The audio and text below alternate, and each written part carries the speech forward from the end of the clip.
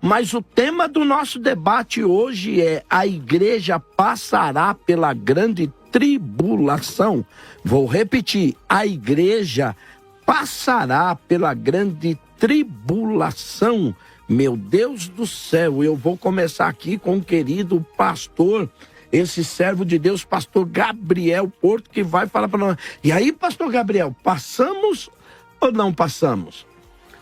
Eu acredito que a igreja não irá passar pelo período tribulacional, né, e tenho vários motivos para isso, né? Então, até primeiro, para exemplificar e ser um pouco mais didático para quem está nos assistindo, a ideia aqui é de que a profecia bíblica nos revela que haverá um período no futuro, chamado de período tribulacional, da tribulação ou grande tribulação, um período que durará 7 anos, onde Deus irá manifestar a sua ira, desencadear todos os julgamentos descritos ali nos selos, trombetas e taças. Se levantará um personagem que a teologia chama de o anticristo, outro também que a Bíblia chama de falso profeta, e haverá muitas outras coisas, as 2 testemunhas, 144 mil e tantas simbologias no livro de Apocalipse. Mas a ideia aqui do debate é: a igreja de Jesus Cristo, os verdadeiros salvos, regenerados, estes que nasceram de novo e se tornaram morada do Espírito, eles terão que sofrer esse período, passar por ele, ou serão livrados dele, né? E eu gostaria de começar falando sobre o que é o período tribulacional. Porque os profetas do Antigo Testamento, a maioria deles já falaram sobre esse período. Então, por exemplo, ele é chamado de período de ira, não só no livro de Apocalipse, mas também em Tessalonicenses, chamado de período de julgamento no Apocalipse, e indo para o Antigo Testamento, é chamado de um período de indignação da parte de Deus em Isaías 26, Isaías 34. Isaías 24 fala que é um período de castigo. Apocalipse 3:10 fala que é hora de julgamento. Jeremias 30, isso é muito importante, um período de angústia para Jacó, fazendo uma referência direta que é para o povo de Israel. Joel 1:15 fala que é um período de destruição. Joel 2, Sofonias e Amós chamam ele de um período de trevas. Então, perceba aqui que são todos textos com conotações negativas. Okay. De que será um período de ira, sofrimento, julgamento. E uma vez definindo que o período tribulacional é um período de ira, resta-nos a pergunta: a quem Deus destinou essa ira? Essa ira é para a igreja? E aí eu gostaria de ler 1 Tessalonicenses 5, versos 9 e 10, que diz assim, falando para nós, igreja: porque Deus não nos destinou para a ira, mas para recebermos a salvação por meio de nosso Senhor Jesus Cristo. Ele morreu por nós para que, quer estejamos acordados, quer dormindo, vivamos unidos a Ele. Nessa mesma carta aos Tessalonicenses, capítulo 1, também, ele vai dizer o seguinte: pois eles mesmos relatam da maneira que vocês receberam e como se voltaram para Deus, deixando os ídolos, a fim de servir o Deus vivo e verdadeiro, e esperar dos céus o seu Filho, Jesus Cristo, a quem ressuscitou dos mortos. Agora olha o finalzinho. Jesus, que nos livra da ira que há de vir. Pastor, eu queria fazer uma pergunta para o senhor, porque surte muito essa dúvida, o seguinte. A primeira pergunta é o seguinte: existe diferença entre tribulação e grande tribulação? Existe um diferencial entre o princípio de dores e a grande tribulação? Uma outra pergunta que tem muita dúvida, eu queria que o senhor explanasse nisso, porque como o senhor defende que toda a Bíblia se refere à grande tribulação como um momento negativo da história, como um momento de ira de Deus, como um momento de derramamento da sua ira, e aí o senhor mesmo faz a pergunta: sobre quem é essa ira? Mas uma pergunta que surge é: essa é a ira do Cordeiro ou é a ira do anticristo contra a igreja? A grande tribulação é a ira do Cordeiro derramada sobre o mundo, ou é a ira do anticristo em perseguição àqueles que servem o Cordeiro? Posso dizer que são as duas coisas, né? Deus reservou esse período na história porque conforme eu vou demonstrar aqui mais à frente, escatologicamente falando, Deus subdivide a humanidade em 3 grupos. Ok. Né, a saber, a igreja, de Atos 2 para frente, todos aqueles que entregaram a vida para Jesus. Ok. Israel, aqueles que são etnicamente judeus e que seguem a religião judaica, hoje ainda não creem em Jesus como Messias, mas no futuro se converterão. Então o senhor diz que são 2 povos separados. Isso, eu vou mostrar embasamento bíblico para isso. Ok. E o terceiro grupo é quem sobra, são os gentios ímpios. Né, esses que vão adorar a besta, receber a sua imagem, fazer parte de seu império durante a tribulação. Então, Deus tem planos e propósitos específicos com cada um desses 3 grupos durante o período tribulacional. Certo. Né? E para um desses grupos, e será em especial alvo da ira de Deus, mas também Deus, por sua permissão, permitirá que o anticristo se levante, domine o mundo durante esse período e ele também derramará sua ira contra os santos. Obrigado, querido pastor. E agora vamos lá, o querido pastor Emerson. E aí, pastor Emerson, a questão é o seguinte, para suas considerações, eu pediria a você o seguinte, e aí, querido, a igreja passa por esse período tribulacional, a igreja não passa, Deus protegerá o seu povo dessa ira que vai vir sobre todos, a igreja está extinguida de passar por isso. Como é que o senhor vê isso? Eu vejo da seguinte maneira, eu vejo a igreja passando pela grande tribulação. Começando, usando um dito do próprio Salvador da igreja, que é Cristo Jesus, que se encontra em Mateus capítulo 24, verso de número 29 a 31, que diz assim: logo depois da tribulação daqueles dias, o sol escurecerá, a lua não dará sua luz. Então aparecerá no céu o sinal do Filho do Homem, e ele enviará os seus anjos com grande clangor de trombeta, os quais reunirão os seus escolhidos, né?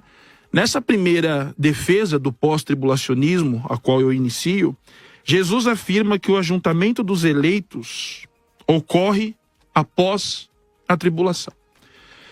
Dentro das páginas do Novo Testamento, que é onde eu prefiro debater esse assunto, e logo mais explico por quê, nós temos muito mais possibilidades para um arrebatamento pós-tribulacionista, tanto textualmente como culturalmente, do que para um arrebatamento pré-tribulacionista. Outra coisa que é interessante percebemos é que o povo de Deus, ele sempre passou por tribulações. E isso nós podemos observar desde o livro do Êxodo até os cativeiros, até a perseguição da igreja no século I, nos outros séculos e até os dias de hoje. Deus, ele sempre livrou o seu povo da tribulação, mas passando pela tribulação, não o retirando da tribulação. Nós temos isso no próprio Êxodo, nós temos isso em determinados textos bíblicos, onde pessoas, por amor à sua fé e a sua defesa na crença de um Deus verdadeiro, também passaram pela tribulação, foram livrados da tribulação, mas eles enfrentaram a tribulação e permaneceram. Então, por esse motivo, e por outros versos bíblicos que nós estaremos tratando no decorrer desse debate, eu estarei defendendo e apresentando que a igreja, ela não passa pela tribulação, que a igreja passa pela tribulação, e que o Senhor, ele há de nos proteger no meio da tribulação. Então, a igreja passa pela tribulação, sim, e logo depois acontecerá o que está escrito no livro do Apocalipse, capítulo 1, verso de número 8, onde diz: ele vem com as nuvens e todo olho o verá, e todas as tribos lamentarão, até mesmo aqueles que o transpassaram. Então, a princípio, nessa primeira apresentação, passamos pela tribulação, sim, pastor Calixto, queridos ouvintes, mas triunfamos, porque muitos versículos bíblicos do Novo Testamento nos provam que nós passaremos pela tribulação, sim. Olha só, e aí? Vamos passar pela grande tribulação, querido pastor Gabriel. Pode continuar as suas informações. Não passamos. Então, É importante estabelecer algumas bases aqui, né? Quando se fala ali de Mateus 24, que Jesus irá recolher sobreviventes da tribulação no final, na sua vinda, o texto não encerra ali. Porque nós temos que entender que a Bíblia, quando foi escrita, ela não tinha capítulos e versículos. Essa estruturação é posterior. Esse trecho, esse bloco bíblico, é uma única narrativa que começa em Mateus 23, segue 24 e se conclui no 25. E em Mateus 25, o próprio Senhor Jesus, ele continua dando a explicação. Porque Mateus 24, a ênfase é o período tribulacional. Aham. Agora, em Mateus 25, verso 31 em diante, ele vai começar a falar o que ele vai fazer quando ele chegar, né? E aí ele diz assim: quando o Filho do Homem vier em sua glória com todos os anjos, assentar-se-á em seu trono na glória celestial. Todas as nações serão reunidas diante dele, e ele separará umas das outras como o pastor separa as ovelhas dos bodes, e colocará as ovelhas à sua direita e os bodes à sua esquerda. E o texto prossegue.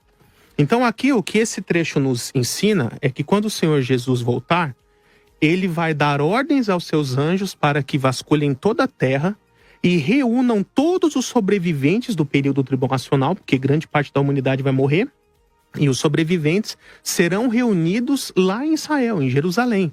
Outros textos, por exemplo, como Ezequiel 20, Joel, Malaquias 3, fala até o nome do lugar, Vale de Josafá, né? E ali, então, todos eles serão julgados. Os aprovados no julgamento terão o direito de poder entrar no milênio, e os reprovados sofrerão morte física e perdição eterna. Então perceba que associar aquele trecho de Mateus 24 com o arrebatamento é um erro. Ele não tem nada a ver com o arrebatamento. Porque aqui em Mateus 25, Jesus já vai dar a explicação completa, dizendo que todos os sobreviventes serão reunidos e julgados. E nesse julgamento haverá aprovados e reprovados. E aqui eu posso dizer que eu já posso expor um dos erros mais graves do pós-tribulacionismo, que é com relação a esse julgamento, que é uma questão lógica. Porque vamos supor o seguinte: se a igreja passa por toda a tribulação, e segundos antes da volta de Cristo na Terra, ela é arrebatada, encontra com o Senhor no meio do caminho e volta para a Terra, como o pós-tribulacionismo ensina, o que ia acontecer? Todos os salvos seriam arrebatados, receberiam corpos imortais, glorificados, indestrutíveis, e logo em seguida, segundos depois, já desceriam para a terra junto com Cristo. E depois que Jesus já está na terra é que é realizado esse julgamento. Então eu pergunto para você, se todos os salvos tivessem sido arrebatados e glorificados segundos antes, e depois, logo em seguida, é executado um julgamento, quem serão os aprovados nesses julgamentos que vão entrar no milênio? Não tem aprovado, porque só sobrou reprovado na terra. Todos os salvos foram arrebatados segundos antes. Então, para que haja aprovados, e o texto diz que haverá aprovados, torna-se obrigatório que haja um intervalo de tempo entre o arrebatamento e a segunda vinda, para que pessoas se convertam e tornem-se esses que serão aprovados no julgamento que será feito logo em seguida. Um outro ponto que nós temos que entender também é que o público-alvo de Mateus 24 não é a igreja. O público-alvo são os judeus. E isso o próprio Senhor Jesus deixa claro em muitos textos. Ele fala, por exemplo, no verso 15, quando vir o sacrilégio terrível do qual falou o profeta Daniel, quem estiver na Judeia, fuja para os montes. Não é qualquer lugar do mundo, é a Judeia. Depois ele fala, ore para que a sua fuga não se dê no inverno nem no sábado. Quem guarda sábado? É judeu. Por que inverno? Porque Jerusalém faz frio no inverno, até neva às vezes. Depois, nesse mesmo contexto, ai das grávidas e das que estiverem amamentando, porque será muito mais difícil fugir ali subindo montanhas num lugar árido, no inverno, no frio, com bebês de colo amamentando. Tudo isso é um contexto judaico. Jesus deixou o sermão de Mateus 24 para alertar o povo judeu a respeito de como será a tribulação. A igreja não tem nada a ver com isso. E falando sobre o próprio caráter da tribulação, é um outro erro muito comum do pré-tribulacionista, mas do pós e também do meso, é tentar associar períodos de sofrimento e tribulações que a igreja sofreu e sofre no decorrer da história com o período tribulacional. Mas o próprio Senhor Jesus já descartou isso, porque ele diz assim: porque então haverá grande tribulação como jamais nunca houve antes, nem jamais haverá depois. Então o senhor diz que esse é um período totalmente diferente. Totalmente ímpar. O próprio diferente. Senhor Jesus disse isso. Então ele não pode de forma nenhuma ser comparado com nenhum período de sofrimento da igreja na história. O próprio Senhor Jesus deixou isso claro. E além disso, ele também se baseia no pressuposto de que a igreja não está sofrendo hoje. E isso é uma visão muito centralizada aqui em nós. Se a gente for pensar em ditaduras comunistas na África, na China, Coreia do Norte, países islâmicos, tem muitos e muitos que estão sofrendo, sendo presos e dando a vida pelo evangelho. Mas pastor, o senhor, uma pergunta até. Paulo diz até, e explica aos irmãos que eles não fiquem horrorizados, acho que Pedro, com a aparente provação que eles estão sofrendo no momento, porque o que eles estão passando também todos os seus irmãos em toda a terra passam por isso. Exatamente. Então era isso que eu ia perguntar para o senhor. Não fica um certo exclusivismo de uma parte da igreja, um povo, como o senhor citou aqui, em países comunistas que estão sendo perseguidos, e outra parte da igreja, como o Brasil, por exemplo, que tem total liberdade, não sofre nenhuma restrição, não parece que há um grau de sofrimento maior para um grupo e para outro, não? Nós não vamos entender isso em plenitude. Isso cabe à soberania de Deus. Porque em algumas épocas, alguns grupos sofreram mais do que outros. Certo. Mas o que eu quero dizer é o seguinte: a igreja já sofre hoje, em escala mundial. Então não é necessário que a igreja entre na tribulação para sofrer. Porque ela já sofre hoje, em escala mundial. Né? E também isso acaba até enfatizando uma ideia de salvação por obras, né? Eu tenho que comprar a minha salvação por meio do meu sofrimento durante a tribulação. Então, para que serviu o sacrifício de Cristo? Não serviu para nada, se eu tenho que comprar a minha salvação, né? Então tem todo um contexto ali. A salvação, o período tribulacional é para os que não creem em Cristo, para os que rejeitaram a Cristo. E aí Deus vai ter uma forma de tratar com Israel, que é sim, protegendo dentro da tribulação, como o pastor Emerson falou, isso se aplica a Israel, porque um erro muito comum, acho que é um dos principais do pós-tribulacionismo, é não entender a distinção entre Israel e igreja. Israel é um grupo no plano de Deus, a igreja é outro. Então, mas aí eu vou voltar aqui com o querido pastor Emerson. O pré-tribulacionismo, pastor, faz essa distinção de dois povos e até três. Já chamam três povos. Sim, três povos. Três povos. A pergunta que eu faço é o seguinte: parece que Deus, então, tem um grupinho seleto. Exatamente. Um grupinho elitista. Eu estou perguntando. Parece que Deus tem um grupinho seleto, protegidinho, que pode fazer o que quiser. Mas, pelo que eu li, e eu estou só colocando aqui, porque vocês, os debatedores, vão me explicar. Paulo disse que Deus fez de todos os povos um único povo. Tanto judeus, como grego, como bárbaro. Exatamente. Ele fez um só povo. Exatamente. Que é chamado de o corpo de Cristo. Como é que se houver essa questão? Nós temos esse privilégio, o senhor entende que a igreja já sofreu bastante nesse mundo, não precisa passar por coisa. E uma outra coisa que eu queria pontuar aqui, ver o que o senhor nos explica. Segundo Tiago vai dizer que uma das armas que Deus usa para purificação do corpo e do crente é o sofrimento. A tribulação. Meu Deus do céu, e agora, como é que fica? Eu já esperava ouvir algumas coisas, até por conhecer muito bem a defesa pré-tribulacionista. E uma coisa que nós precisamos deixar bem claro, principalmente em debate, porque nós não estamos tratando de nada salvífico, né? E nem que nos leve à heresia. Então, temos a disponibilidade de poder debater de forma tranquila, porque ambos os lados acreditam que Jesus há de voltar. Amém. A grande questão fica se esse retorno é antes ou se ele é depois. Então, para o pré-tribulacionista, é sempre o pensamento pós-tribulacionista há de ter algum erro. E a mesma coisa vai acontecer para o pós. Todavia, o que nós precisamos entender é que essa separação, essa distinção a qual o pastor apresentou, que Deus tem um tratar com Israel e um outro tratar com a igreja, ela não é real. Porque Deus, ele tem um único povo. Esse é o primeiro ponto. Segundo ponto, o pastor falou que Mateus capítulo 24, né, está tratando justamente com os judeus. Eu concordo que o livro foi escrito para o povo judeu, como cada evangelho possui o seu próprio povo distinto de primeiro envio da obra. Mas que ele se tornou depois um evangelho universal. Exatamente, universal. Mas da mesma forma, o pastor Gabriel, ele comete alguns erros, porque ele vai muito para o Antigo Testamento e ele faz uma segunda leitura, uma segunda interpretação, e esquecendo da primeira, que é histórica e cultural, quando um profeta profetiza. Eu escutei o senhor falando sobre Isaías 26 ou 27, acredito. Escutei o senhor falando sobre Joel. Escutei o senhor falando sobre Jeremias, dizendo que os tais profetas estariam falando exatamente do período que nós, em pleno século XXI, estamos discutindo. Mas isso, na verdade, é uma maneira de adulterar o texto, tirando da sua originalidade. E eu vou te explicar por quê. Porque na época de Jeremias, havia uma grande tribulação que o povo de Israel passou, que foi o cativeiro babilônico.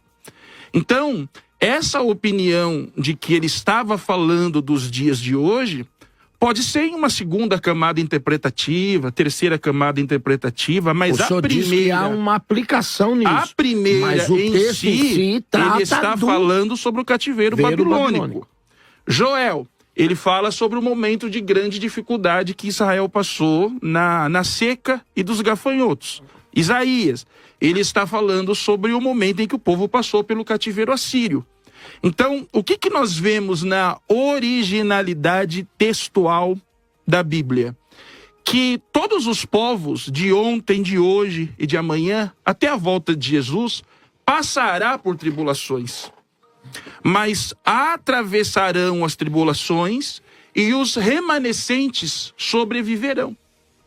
Então, esses versos utilizados do Antigo Testamento, eles acabam sendo um pouco forçado, porque é uma interpretação de segunda camada, de terceira camada, entende? E quanto ao Evangelho de Mateus, a partir do momento que você se converte, confessa Jesus como seu Salvador, você já se torna igreja. Não importa que você seja judeu. Você confessa Jesus Cristo como seu Salvador, você já faz parte da igreja. Você já faz parte do corpo de Cristo. Então, essa separação que existem 2 povos, 3 povos, isso na verdade não é real.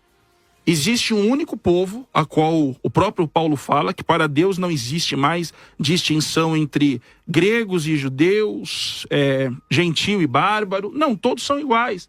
Então essas são algumas falhas que o pré-tribulacionismo ele apresenta. Quando ele deseja pegar, pastor Calixto, versículos do Antigo Testamento, que tem toda uma textualidade original de algo que aconteceu na época, e criar essa segunda camada, essa terceira camada, acreditando que eles estariam desprezando a tribulação daqueles dias, com os povos circunvizinhos, para pensar em uma que nós ainda estamos tentando entender como será o processo. Então, dentro desse ponto, esse pensamento pré-tribulacionista é um pensamento totalmente errôneo. Eu vim preparado para esse debate para não me atrelar a algumas correntes extra-bíblicas, né, que nós poderíamos usar. Mas nós sabemos que é um pensamento muito novo.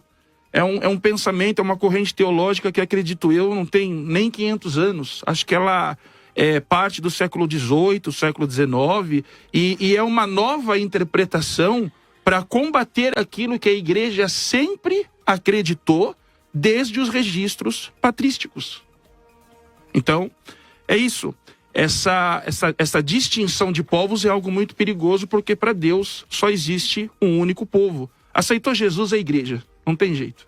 Protecionismo, não parece quando você... Porque Jesus uma certa vez disse o seguinte aos próprios judeus: olha, virão povos de todos os lugares, se sentarão à mesa e vocês que são os filhos de Abraão, os filhos dessa aliança, serão lançados fora. Não parece que há uma certa proteção. Eu não digo que Israel não é um povo de Deus. Inclusive, todo o semitismo está amarrado no nome de Jesus. Nós amamos Israel, oramos por Israel para que haja paz em Jerusalém. Mas quando esse povo se converte, eles não se tornam um único povo com a igreja? Exatamente. Como é que o senhor pastor explica isso para nós? Na verdade, eu acredito que, por eu não ter tido tempo de explicar mais detalhadamente na minha outra fala, pode ter gerado essa dúvida. Mas a igreja hoje, aliás, de Atos 2 para cá, é composta por judeus e gentios. Não tem nenhum problema quanto a isso. Então, como que se entende a questão dos três povos? Os judeus, eu me refiro a judeus que não creem em Cristo. Não são convertidos, não são salvos. É impossível fazer parte de mais do que um desses grupos ao mesmo tempo. Porque, por nascimento, ou a pessoa nasce judeu ou nasce gentil. Tanto o judeu quanto o gentil se entrega a sua vida a Cristo, se torna a igreja. Pronto. Deixa de ser do seu grupo anterior e se torna parte da igreja. Então, eu não tenho nenhuma discordância de que a igreja é formada por judeus e gentios, e judeus que se convertem hoje espiritualmente se tornam parte da igreja, sem problema nenhum. Agora, o plano escatológico de Deus, como está muito claro, por exemplo, em Romanos 11, é tratar durante o período tribulacional com o remanescente de Israel que não crê em Jesus, mas que será convertido durante o período tribulacional. Nós vemos, por exemplo, o Romanos 11, ele faz um eco de Zacarias 12. Olharão para aquele a quem transpassaram e chorarão amargamente como quem chora pela perda de um filho único. Então, são textos que falam da conversão de Israel. Depois, o próprio Paulo em Romanos 11 fala, então todo Israel será salvo. Eu estou falando da questão escatológica aqui, né? Como grupo escatológico. E é uma outra questão também, foi falado aqui que não há embasamento bíblico para essa distinção, então eu gostaria de ler alguns textos. Primeiro, Atos 15, o Concílio de Jerusalém, foi feito para se decidir se o cristão gentil teria que seguir a lei de Moisés ou não a se converter. Então Tiago ali, que era o anfitrião da igreja de Jerusalém, a partir do verso 14 vai dizer assim: Simão nos expôs como Deus no princípio, no princípio dessa atual era da igreja, voltou-se para os gentios a fim de reunir dentre as nações um povo para o seu nome, que é a igreja. Concordam com isso as palavras dos profetas, conforme está escrito: depois disso voltarei e reconstruirei a tenda caída de Davi, reedificarei as suas ruínas e as restaurarei.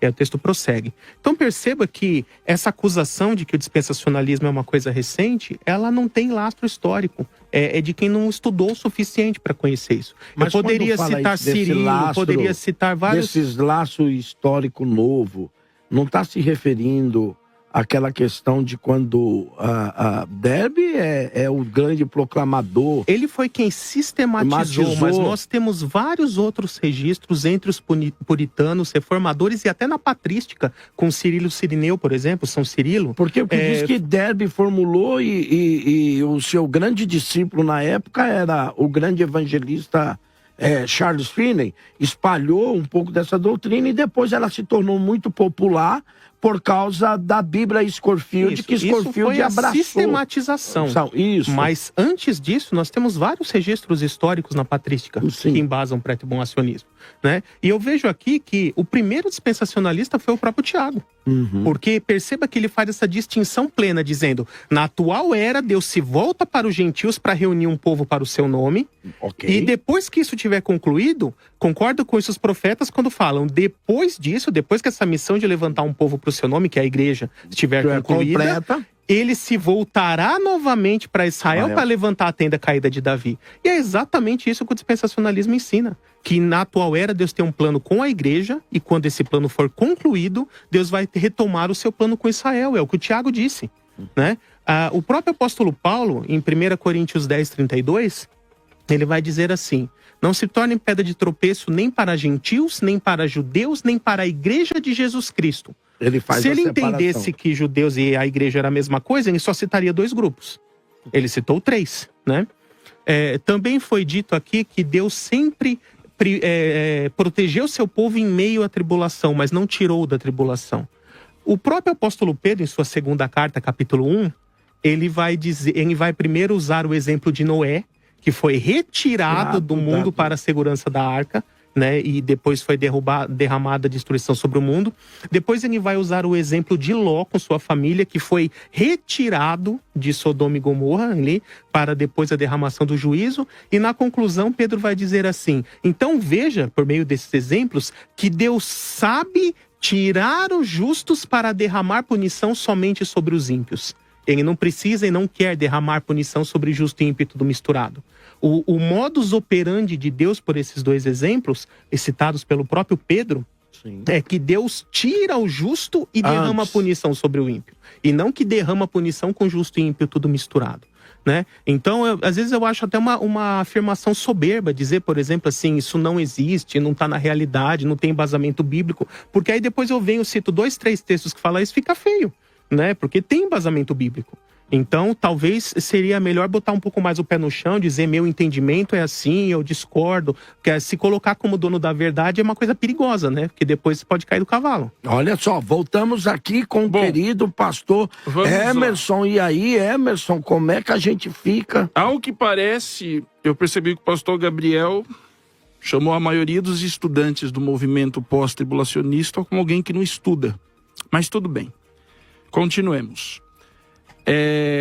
O senhor falou sobre patrística e disse que na patrística existem defensores do pré-tribulacionismo. Perfeito. E que a igreja também não era após. Essa sua citação também estava errada. Vamos lá. Eu escutei o senhor pode me ouvir agora? Obrigado. Vamos lá. A princípio, eu vou fazer para o senhor a mesma pergunta que eu fiz para as últimas pessoas que eu debati, que foram meso e pré. Eu quero que o senhor apresente para nós um versículo convincente que diz que a igreja não passará pela grande tribulação. O senhor falou a respeito de patrística, né? Vamos lá. O conceito pré-tribulacionista, ele é ausente na patrística e eu posso mostrar por quê. Primeiro, os pais da igreja nunca falaram de um arrebatamento secreto antes da tribulação. Não há indícios. Caso eu esteja enganado e o meu pé esteja nos ares, eu esteja flutuando, eu gostaria que o senhor apresentasse para nós um verso que prove o contrário. Outra coisa, eles não fazem separação escatológica radical entre Israel e igreja, como faz o dispensacionalismo moderno. Eles esperavam um tempo de sofrimento e perseguição antes da volta gloriosa de Cristo. Ou seja, a visão pré-tribulacionista, como conhecemos, não aparece nos escritos patrísticos. A maioria dos pais cria que a igreja enfrentaria o anticristo e a tribulação. Exemplo disso, eu tenho Irineu de Lyon, de 130 a 202, Contra Heresias, livro 5. Eu tenho Hipólito de Roma, 170 a 235, sobre Cristo e o anticristo. Ele descreve que a igreja verá o anticristo. Se a igreja verá o anticristo, é porque ela estará na terra. Enfrentará provações e então Cristo virá para destruí-lo. Nada de arrebatamento prévio.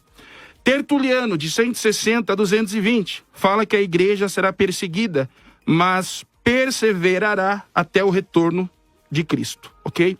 Então eu apresentei aqui 3 pais da igreja renomados, respeitados, que podem não ter utilizado o termo técnico pós-tribulacionismo, mas apresentam o que diz o pós-tribulacionismo, que a igreja passaria pela grande tribulação. Quanto ao surgimento pré-tribulacionista, eu não queria falar sobre isso, mas ele é um movimento do século XIX. Ainda que seja sistematizado, como foi dito pelo pastor Gabriel, ele foi sistematizado no século XIX. Então, começaram a pensar e organizar, porque sistematizar é isso, começaram a pensar e organizar exatamente no século XIX, entende? Ele foi popularizado pelo Scofield, como o pastor Calixto disse com muita propriedade, mas os pais da igreja e toda a igreja até o século XVIII não conheceram esse pensamento pré-tribulacionista. Então agora eu devolvo ao pastor Gabriel, pedindo para ele um texto bíblico que nos mostre claramente que a igreja não passa pela grande tribulação e que ele encontre um ou dois pais da igreja e cite as obras que dizem que a igreja será raptada, será tirada antes de todos os problemas que a grande tribulação há de trazer. É apenas essas duas perguntas que eu peço para o irmão me responder. E vamos lá ao querido pastor Gabriel. É triste, né? Chega a ser lamentável, assim, a gente ver essa proliferação de espantalhos, né? De coisas que não tem fundamento, não tem lastro histórico, né? Só falta dizer depois que foi por influência da Margaret MacDonald. Aí vai ser o fim de tudo aqui, né? Vamos jogar toda a história no lixo. Então, assim, primeiro, patrística não é infalível. Ok. A patrística defendeu um monte de coisa que hoje já foi classificado como ensino errado, né? Ok. Então, apoiar em 2, 3 textos da patrística, valor nulo, né? Mas eu posso citar São Cirilo, acabei de citar. Qual obra?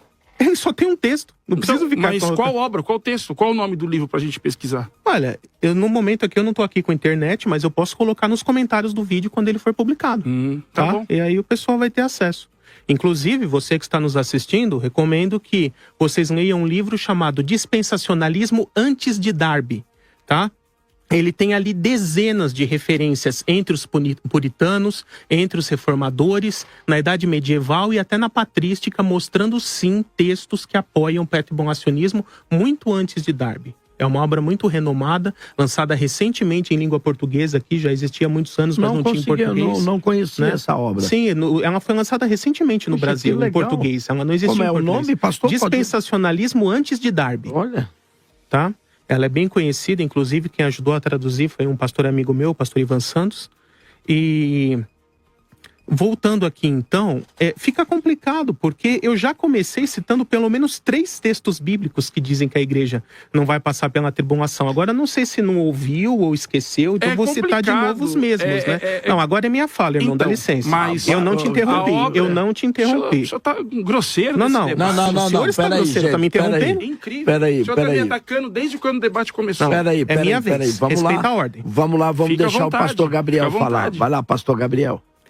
Então, eu já tinha definido com uma série de textos bíblicos que a tribulação é chamada de um período de ira. Ok. Citei 1 Tessalonicenses 5, versos 9 e 10, de que a igreja será livrada da ira. Citei 1 Tessalonicenses 1, que nós não fomos destinados à ira. Apocalipse 3 vai dizer a mesma coisa, Apocalipse 3:10 também. A igreja será livrada da hora de provação que está para vir sobre todo mundo, para pôr a prova os que habitam na terra. Eu citei o texto de 2 Pedro capítulo 1, onde ele fala os exemplos de Sodoma e Gomorra e de Noé que foram tirados. Isso, Noé, foram antes tirados. de cair a chuva, antes de Sodoma. E você vê, eu sou acusado de não responder perguntas, eu já fiz umas 5 e não foi respondida nenhuma. Então a primeira, tá bom, eu repito. Nenhuma. Eu falei do que se o pós-tribulacionismo entende que logo após o arrebatamento vem a segunda vinda, e todos os salvos foram arrebatados, e logo em seguida Deus faz um julgamento com os sobreviventes, onde vai ter aprovados e reprovados, quem serão os aprovados? Eu coloquei isso como primeira pergunta aqui, ele simplesmente ignorou, passou direto, e melhor que esqueça, né? Então, conclamo a responder a pergunta. Outra questão é, o pós-tribulacionismo não cumpre a doutrina da iminência, ensinada pelo próprio Senhor Jesus. O Senhor Jesus falou várias vezes sobre a doutrina da iminência. A única vertente que cumpre a doutrina da iminência é o pré, porque o arrebatamento pode ocorrer a qualquer momento, ele é iminente. Agora, vamos supor, se eu for meso, muito fácil.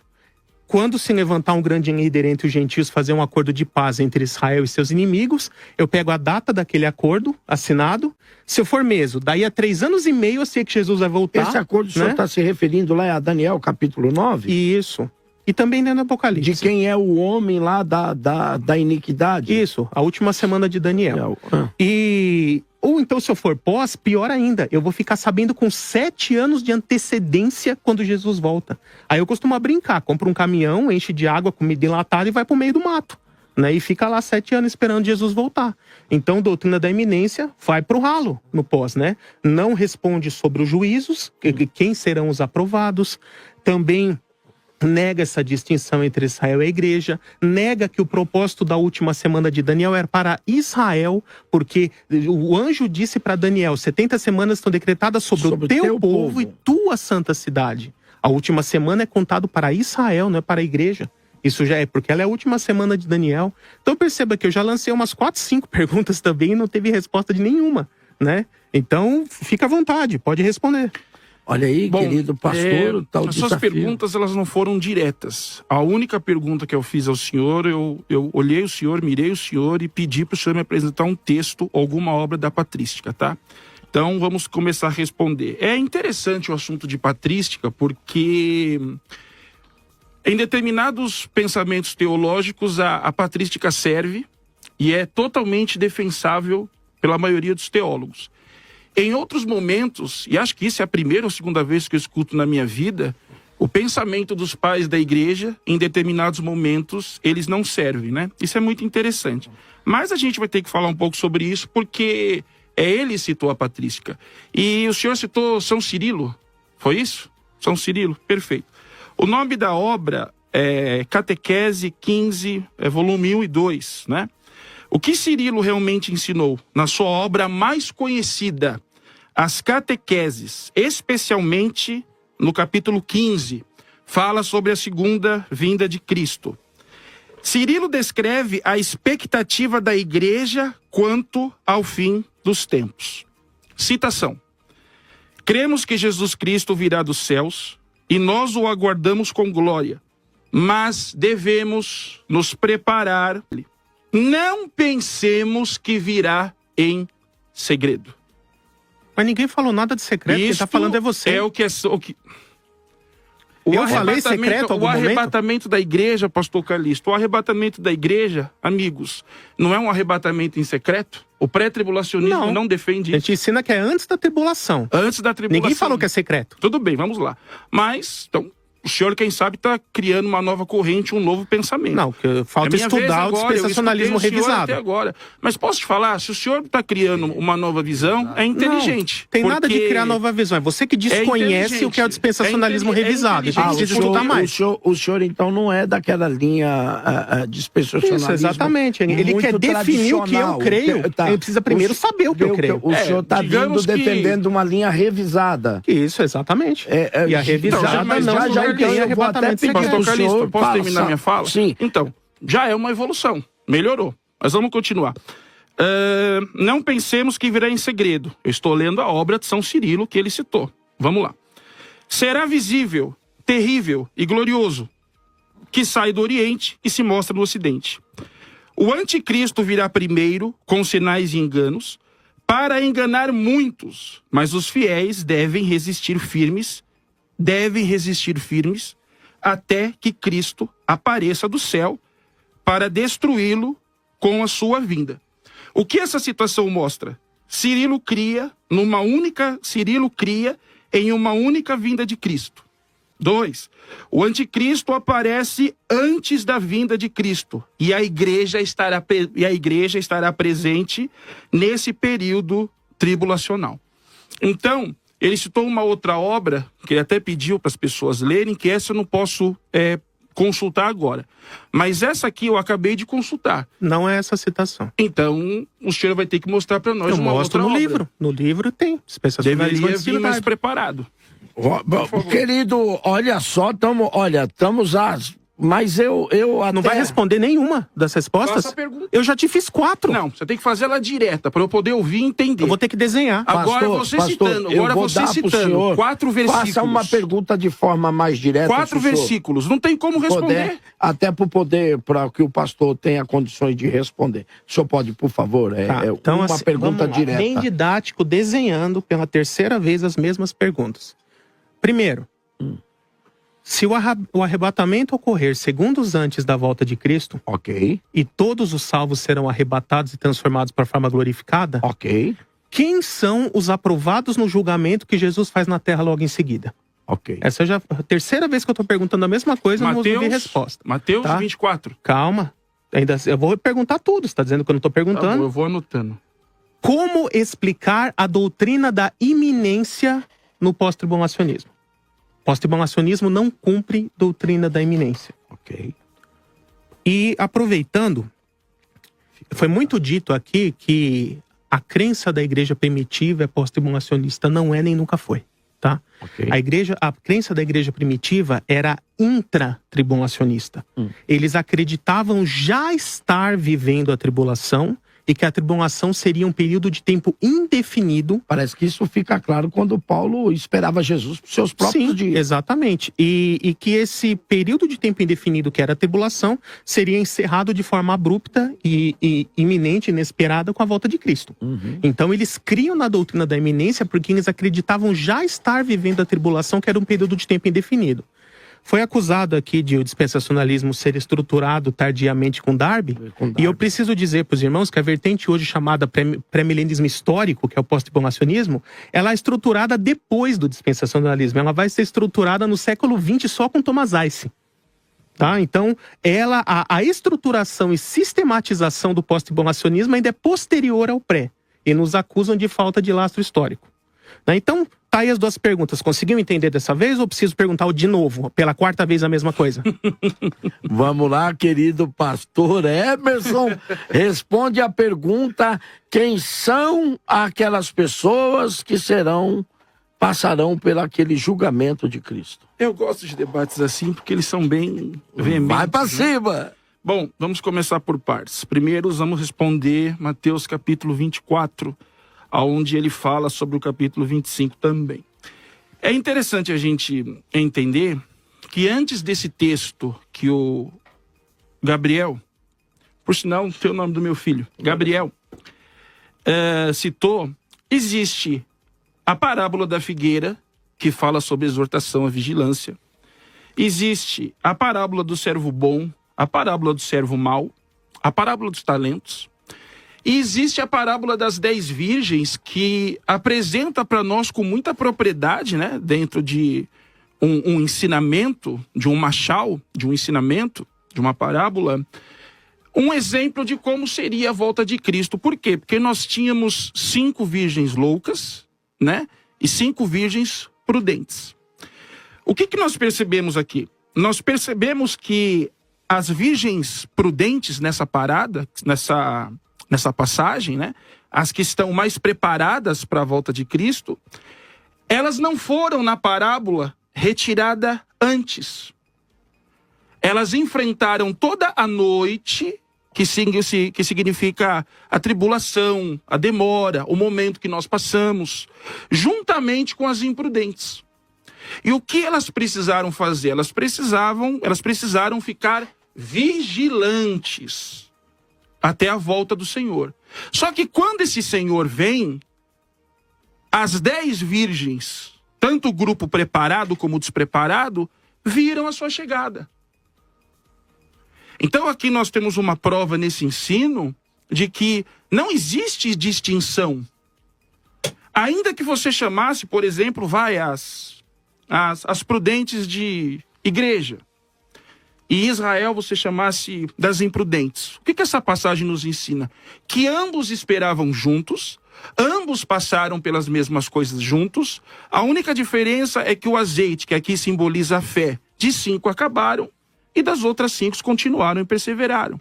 Só que nessa parábola nós já temos aqui uma prova clássica de que Jesus, ele virá, todos o verão e passarão por esse momento de adversidade. Quando nós debatemos pré-tribulacionismo e pós-tribulacionismo, nós sabemos que nunca vai acontecer de um dos lados, pelo menos, levantar a mão e hoje você me convenceu e eu estou passando para o seu time. Claro que o Gabriel vai dizer que eu não respondi, já estou preparado para isso, mas essa é a resposta, e ainda que respondesse, você não aceitaria.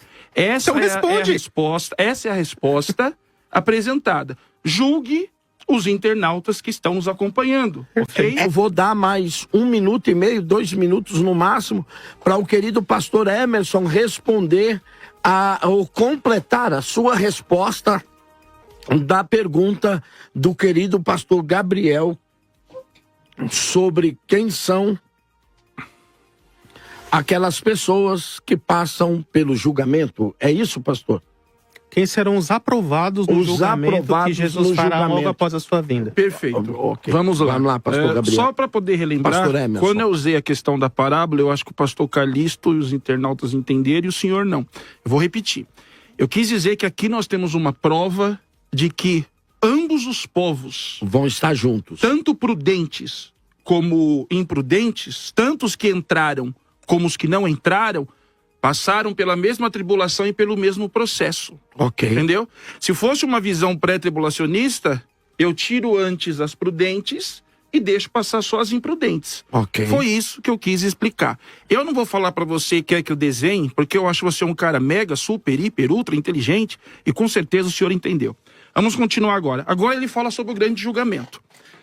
Quando ele fala sobre o grande julgamento, né, ele falou que eu criei um espantalho, que por sinal o espantalho dele eu já queimei, do São Cirilo, ele fez uma bola de... Vamos continuar agora. Agora ele fala sobre o grande julgamento. Quando ele fala sobre o grande julgamento, né, ele falou que eu criei um espantalho, que por sinal o espantalho dele eu já queimei, do São Cirilo, ele fez uma bola de trapo. Bem ruim. Porque é o seguinte, o grande julgamento, ele já está falando sobre o momento em que todos estarão na presença do Senhor. Eu devolvo a pergunta para ele. Seria o grande trono branco? Seria o tribunal de Cristo? Humildemente falando, qual tribunal nós estamos falando aqui? É óbvio que aqueles que estão aqui sendo julgados são aqueles que foram aprovados. Na visão dele, com certeza pré-tribulacionista, os que foram retirados antes.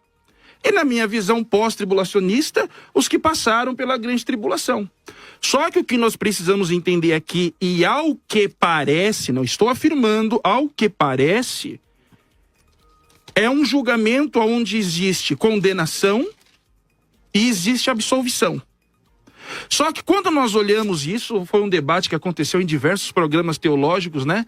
Sobre haverá tristeza no tribunal de Cristo. Eu digo com toda a tranquilidade do mundo que eu preciso me preparar mais para responder se esse tribunal, qual tribunal é esse? Se é o tribunal de Cristo ou se é o grande trono branco. Todavia, os que estão aqui são aqueles que passaram, foram aprovados, ok? Sendo igreja, e serão salvos. Eu vou devolver o tempo agora para o Gabriel, que é a vez dele, e a sua segunda pergunta de iminência, eu vou responder na minha próxima oportunidade. Querido pastor Gabriel, eu queria até, se o senhor puder, esse tribunal ao qual o senhor se refere, é o tribunal de Cristo ou é já o grande trono branco, o juízo final? Por favor, pastor. Na verdade, nenhum dos dois. Ok. Tá? O tribunal de Cristo é citado em outros textos, e ali a palavra traduzida por tribunal é bema. Então não é um tribunal para juízo, para condenação. É só para... É um tribunal para galardoar os salvos. Então lá ninguém é condenado. Isso, a gente poderia ir lá para 1 Coríntios, outros textos que tratam disso. Tá? O juízo final também não é, porque o juízo final não tem após salvo. O milênio, é só perdidos, exatamente, não tem e ele é salvo. Precedido por uma ressurreição. Ok. Né? Aqui... Se o senhor permitir, só para esclarecer, então, no tribunal de Cristo não há nenhum condenado. É para mérito de galardão. A igreja, isso. No tribunal do juízo final, o grande trono branco, não há ninguém salvo. Ali exatamente. É só para sentença condenatória. Só para receber a sentença e ser lançado no lago de fogo. Obrigado, perfeito. Pastor. Só para esclarecer. Né? E este é um terceiro evento, que não é nenhum desses dois. Sim. Então, vamos pensar o seguinte. Quando Jesus volta, haverá sobreviventes da tribulação. Esses sobreviventes, tanto de Israel quanto dos gentios, e no meio desses sobreviventes vai ter salvos e não salvos. Sim. Então, como logo em seguida vai começar o reino, o milênio, e Jesus vai permitir que entre no reino só os salvos, então ele faz um julgamento, ele ordena os anjos que reúnam todos os sobreviventes ali em Israel para serem julgados. E aí ele faz esse julgamento de todos os sobreviventes, e percebe que o texto não fala nada de ressurreição. É um julgamento só de vivos, não tem julgamento de mortos aqui. E aí os aprovados receberão o direito de poder entrar no milênio, E aqui ele vai falar no capítulo 25 a respeito dos salvos. Vinde, benditos de meu Pai, entrem no reino preparado para vocês desde a fundação do mundo. Então o prêmio dos aprovados é o reino. Poder Esse entrar no reino. Que o senhor está dizendo é o milênio, não é o reino celestial. Não, é o milênio. Né? E aqui, os reprovados, ele vai dizer aqui, então dirá os que estiverem à sua esquerda, verso 41, malditos, apartem-se de mim para o fogo eterno, preparado para o diabo e seus anjos. Né? E aí o texto prossegue. Então perceba que Jesus em seu retorno, ele faz, depois que ele já retornou, já está na terra, os anjos ajuntam todos os sobreviventes da tribulação, ele julga todos os sobreviventes, e o próprio texto diz que haverá aprovados e haverá reprovados. Os aprovados, direito deles é entrar no reino. Os aprovados, direito deles é entrar no reino, milênio. Os reprovados sofrem morte física e perdição eterna.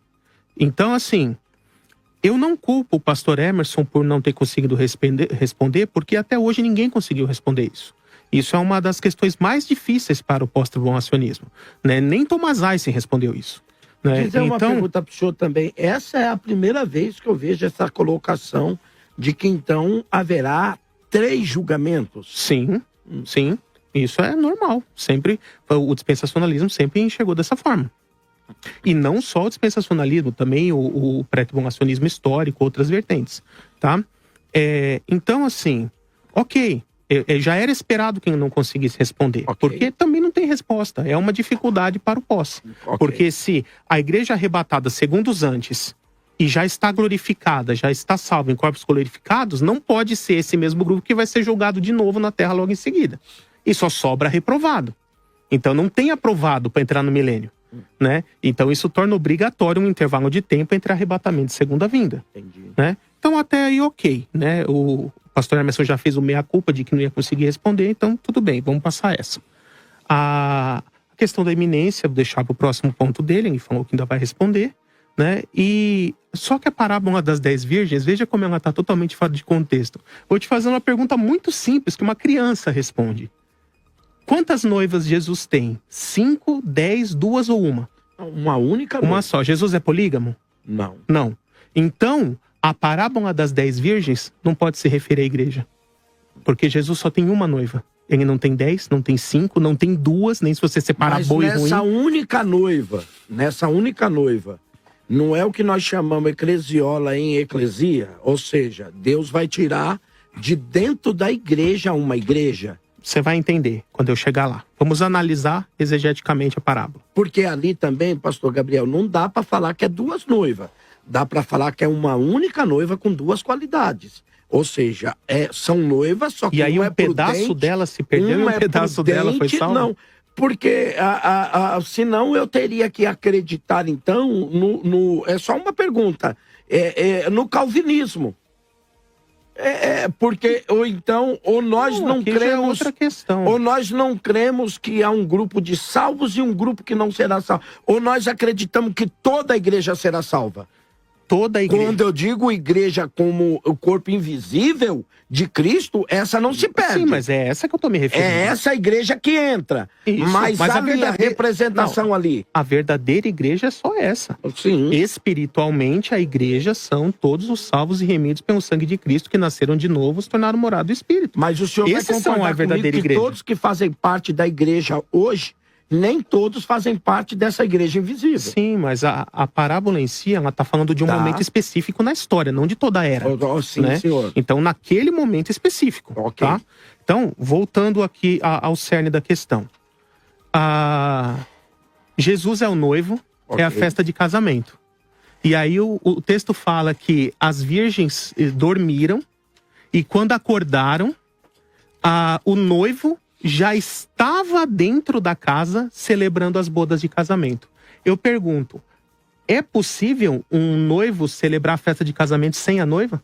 Sozinho lá dentro? E a noiva vir depois? Não, claro que não. Então, se ele estava celebrando a festa lá dentro, é porque a noiva já estava lá dentro junto com ele.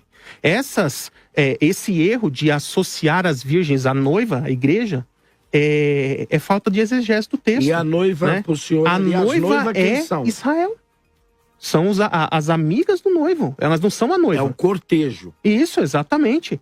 Isso a gente vê até pela própria história do casamento judaico, a tradição, como funciona. A noiva já estava junto com ele o tempo todo, celebrando a festa lá dentro. Esses aqui são convidados, não é a noiva. Em nenhum momento a parábola diz que é noiva, nem faz inferência disso.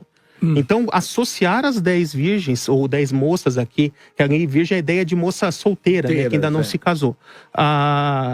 Associar com a igreja é um erro fatal isso. Porque, primeiro, Jesus não tem várias noivas, tem uma só.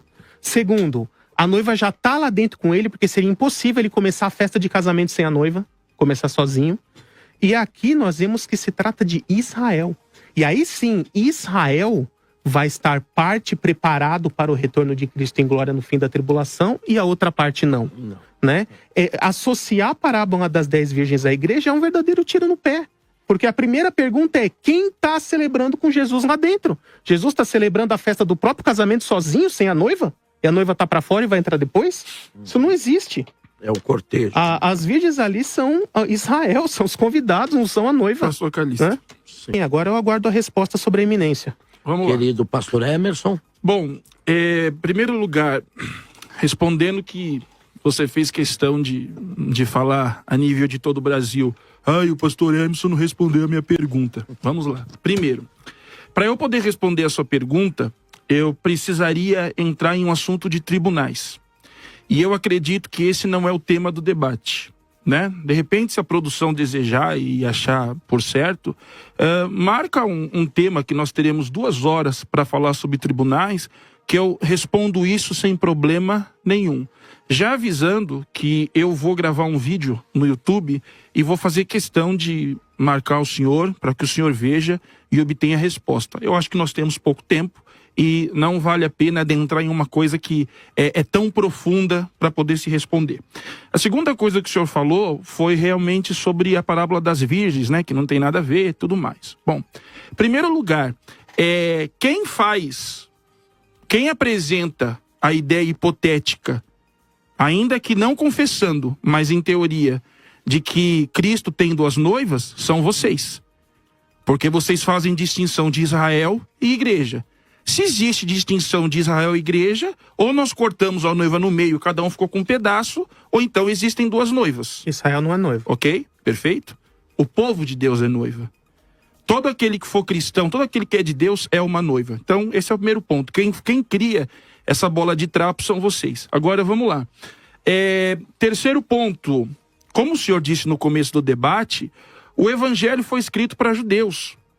E, mais uma vez, não posso responder como deveria, porque, primeiro, o tempo não me permite, e, segundo, isso mostra, e o senhor também não tem obrigação nenhuma de saber disso, que o senhor não entende um pouco a simbologia judaica, que Jesus escreve para judeus. E para judeus, nomes têm significados, números têm significados, principalmente o número 5. Existe um significado dentro da tradição judaica para tudo isso. Então, por isso, o número 5.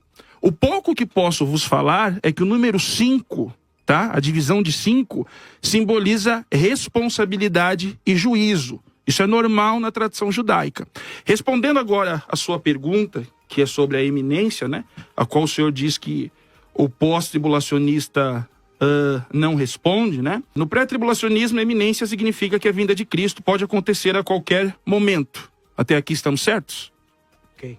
Até aqui estamos certos? É sua fala, depois eu comento. Não, o pré-tribulacionismo concorda com isso? Eu preferiria uma definição mais ampla, mais Tudo completa. bem. O senhor não quer falar. Direito seu também. Vamos lá.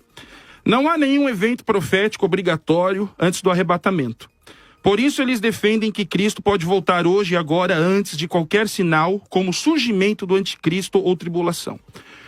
Como o pós-tribulacionismo responde isso? O pós-tribulacionismo concorda que devemos viver como se a vinda de Cristo estivesse próxima, mas entende eminência de forma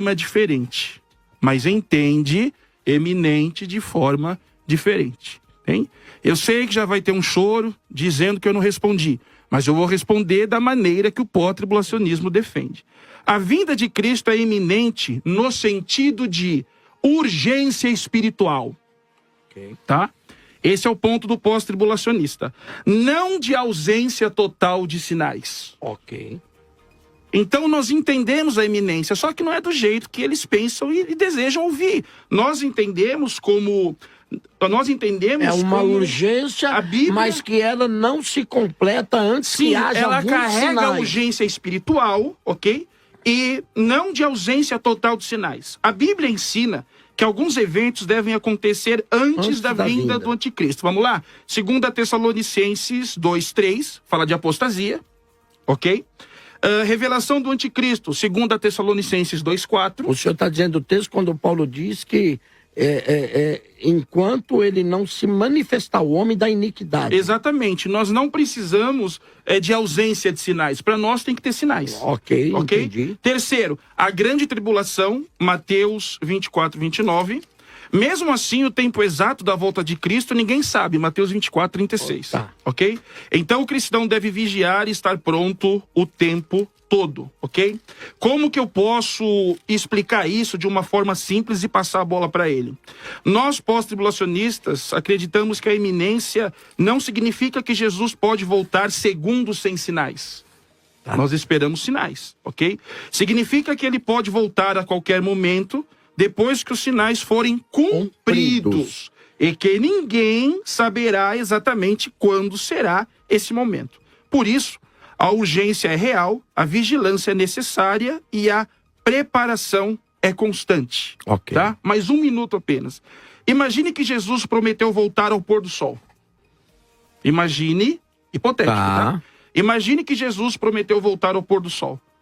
Mas não disse qual dia. Não disse qual dia. Ou seja, em qualquer pôr do sol ele pode voltar. Sabemos que antes do pôr do sol, as nuvens vão escurecer. Tribulação. Ok. Ok? Tribulação. E um trovão será ouvido. Os sinais. Anticristo. Ok? Isso não tira a urgência. Pelo contrário, cada nuvem, cada som no céu nos faz vigiar mais ainda. O pós-tribulacionismo não ensina relaxamento, mas resistência vigilante até o final, esperando os sinais que o próprio Cristo e seus apóstolos apresentaram. Okay. Então eu acredito, pastor Calixto, que está bem respondido. Muito obrigado pela sua resposta, querido pastor Gabriel, para as indagações ou até mesmo refutações daquilo que foi dito. Bom, como era já esperado, né, infelizmente não respondeu de novo, né, não respondeu sobre o juízo, não respondeu sobre a iminência, e pelo mesmo motivo, porque não tem resposta. Então o pós, ele acaba sendo obrigado a tentar mudar a definição de iminência, e aí eu preciso infelizmente corrigir a gramática, tá? Não é eminência. Eminência significa uma autoridade, aqui nós estamos falando de iminência, tá? São palavras diferentes com significados diferentes. Cuidado com isso. E então, quando estamos falando aqui de doutrina da iminência, o próprio Senhor Jesus ensina isso. Mateus 24, 1 Tessalonicenses 5, ele vai dizer aqui, por exemplo, quando disserem paz e segurança, destruição virá sobre eles de repente, como as dores de parto à mulher grávida, e de forma nenhuma escaparão. Então Jesus vai dizer que a doutrina da iminência, ele vai comparar com a vinda de um ladrão. Sim. O ladrão vai dizer para você assim, eu vou chegar na sua casa meia-noite, só não vou falar qual dia. Não, ele não vai falar nada. Porque você não, para não dar nenhuma dica de você prever quando ele vai estar. E Jesus fala exatamente isso. Cristo virá da mesma forma que um ladrão vem à noite, sem aviso nenhum. Isso é iminência de verdade. Iminência com I. Então, aqui nós temos que obedecer o que o próprio Senhor Jesus falou e não ficar tentando inventar uma outra definição para iminência. Uma iminência relativa, que depende de sinais e só depois vai acontecer, então não é iminência. Mas né? Como é que o senhor interpreta o texto quando Paulo diz que há-se a necessidade... 2 Tessalonicenses 2, perfeito. Estava esperando esse texto cair na mesa. Olha, vamos voltar ao texto aqui? Vamos lá. Porque só o pré cumpre a doutrina da iminência. Justamente por fazer essa distinção entre arrebatamento e segunda vinda. No arrebatamento se cumpre a doutrina da iminência, que ele pode ocorrer a qualquer momento, sem aviso prévio, cumprindo o que o próprio Senhor Jesus fala, e Paulo fala, vários textos bíblicos falam sobre isso. E depois sim, a volta de Cristo no final da tribulação é precedida por uma série de sinais. Então Então, por exemplo, quando foi citado Mateus 24, sim, tem que ocorrer uma série de sinais para a volta de Cristo no fim da tribulação, não para o arrebatamento. Então o senhor E acredita aqui eu vou entrar, na vinda de Cristo em 2 etapas, é isso? Isso. Vou entrar aqui em 2 Tessalonicenses 2. Aqui é muito fácil. É só ler o texto. É assim, ó. Deixa eu direto aqui no verso 3. Não deixem que ninguém os engane de modo algum. Antes daquele dia... Então, daquele dia. Agora olha o verso 2. De que dia ele está se referindo? Não se deixem abalar nem alarmar tão facilmente, quer por profecia, quer por palavra, quer por carta supostamente vinda a nós, como se o dia do Senhor já tivesse chegado. Essa expressão dia do Senhor, ela nunca é usada na Bíblia para se referir a arrebatamento. Ela sempre é usada para se referir, isso desde o Antigo Testamento. Ela é sempre usada para se referir à volta em glória no fim da tribulação. Então é disso que Paulo está falando aqui. Aí o verso 3, ele vai dizer, não deixe que ninguém os engane de modo algum, antes daquele dia. Que dia? O dia do Senhor. O que é o dia do Senhor? A volta de Cristo no final da tribulação. Mas, pastor, aí, não, deixa eu concluir para todo mundo conseguir entender. E aí ele vai dizer, antes daquele dia virá a apostasia, e então será revelado o iníquo, o homem do pecado, o filho da perdição, a quem o Senhor destruirá. Vai dizer mais para frente. Então, aqui o que Paulo está dizendo? Olha... Antes do dia do Senhor, que é a volta de Cristo no fim da tribulação, antes disso sim vai ter que ocorrer alguns sinais, que é o quê? A apostasia e a manifestação do iníquo. Isso aqui não são sinais para o arrebatamento, porque ele não está falando de arrebatamento aqui, ele está falando do dia do Senhor. Dia do Senhor é volta de Cristo no fim da tribulação. E perceba que o próprio Senhor Jesus fez essa distinção, porque se você for lá em João 14, versos 2 e 3... O que Jesus fala? Crede em Deus, crede também em mim. Na casa de meu pai há muitas moradas. Se não fosse assim, eu lhes teria dito, vou lhes preparar lugar. E quando preparar, voltarei e os levarei para mim, para que vocês estejam para sempre onde eu estiver, nessa morada que ele preparou, na casa do Pai, no céu. Perceba que no pós-tribulacionismo a igreja não vai para o céu. Essa palavra de Jesus não é cumprida. Porque a igreja é arrebatada no final da tribulação, encontra com Jesus no meio do caminho, Jesus está descendo para a terra, a igreja já volta para a terra junto. Então essa promessa de Jesus de habitar na morada celeste que ele está preparando, não vai ser cumprida. A igreja nunca vai para o céu no pós. Mas essa morada celeste não é a cidade santa? Não é a nova Jerusalém? Não, porque aí depois é novos céus e nova terra no estado eterno. É novos céus. Então, o Jesus já está preparando hoje, desde a sua ascensão. É o que ele fala lá em João 14. E o mesmo Senhor Jesus fala em Mateus 24 que ele vai descer, vir a este mundo para pisar nesse mundo, julgar o mundo e estabelecer o reino. Então perceba que isso é inconciliável. E como é que fica aquela expressão de Jesus quando ele disse aos seus discípulos, se o meu reino fosse deste mundo, vocês lutariam por ele. Mas como eu desse mundo não sou, o meu reino também não é deste mundo. Sim, porque o caráter do reino é espiritual, não é físico. Os apóstolos... Mas o reino milênio não é físico? E espiritual, não é só físico. Mas ali, os apóstolos, os discípulos, estavam querendo um reino nos moldes de Roma. De que eu levantasse ali um novo Davi, que fizesse uma guerra contra Roma, libertasse os judeus do Império Romano e tornasse Israel uma nação autônoma e soberana. E aí é nesse sentido que Jesus fala dessa forma. Mas perceba aqui então que o próprio Jesus fala de vindas em etapas diferentes, ou de duas vindas, posso dizer assim. Olha a questão da lógica. Jesus, não dá para cumprir tudo numa vinda só, porque se Jesus veio aqui, chegou nos ares, ou ele encontra com a igreja e volta para o céu, cumprindo João 14, ou ele pega a igreja e volta para a terra, cumprindo só Mateus 24. As duas coisas juntas ao mesmo tempo não dá. É impossível. Não tem como cumprir isso numa manifestação só. Gente, agora, meu Deus do céu, o pré-tribulacionismo acredita em uma vinda ou em duas etapas, ou como o próprio pastor Gabriel definiu, duas vindas. O pós-tribulacionismo não acredita nessas duas etapas. O que se acredita é que é uma sequência, pastor. Em primeiro lugar, quem lê Apocalipse direito, com certeza enxerga que a igreja passa, atravessa pela tribulação, triunfa e encontre o seu Senhor. Mas esse é o debate que nós teremos até a volta do grande rei. Em primeiro lugar, muito obrigado pela correção, né? De eminência e iminência. Muito obrigado pela correção, né? Porque quem ama correção é sábio, né? Agora, vamos lá. Já que o senhor me corrigiu, eu preciso pedir uma coisa pro senhor também. Cadê a obra de São Cirilo? Ué, eu já falei que vai ser postado nos comentários. Cadê a obra de São Cirilo? Tá com internet. Eu falei que não ia responder porque tá com internet. Quer que eu saia correndo agora e pegue Sabe por que o senhor não procura na internet? Porque não tem. Essa é a grande verdade. Eu acho que o senhor leu a obra do Cirilo do Carrossel. Será postado no comentário. Mas tudo bem, vamos lá. O senhor deve ter lido a obra do Cirilo do Carrossel, porque o São Cirilo não tem.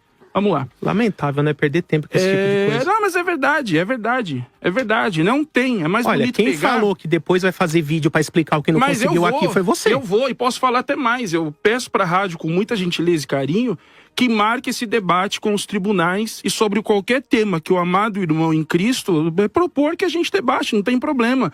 Só que eu acho que nós viemos voltados a um assunto. Se a gente for entrar numa profundidade de tribunal, a gente vai comer todo o assunto, vai virar uma salada de fruta. Totalmente relacionado com o assunto do debate. E não tem nada a ver, mas produção, Carla, se puder, marque esse debate por gentileza, né? Caso ele ainda queira debater comigo. Vamos lá.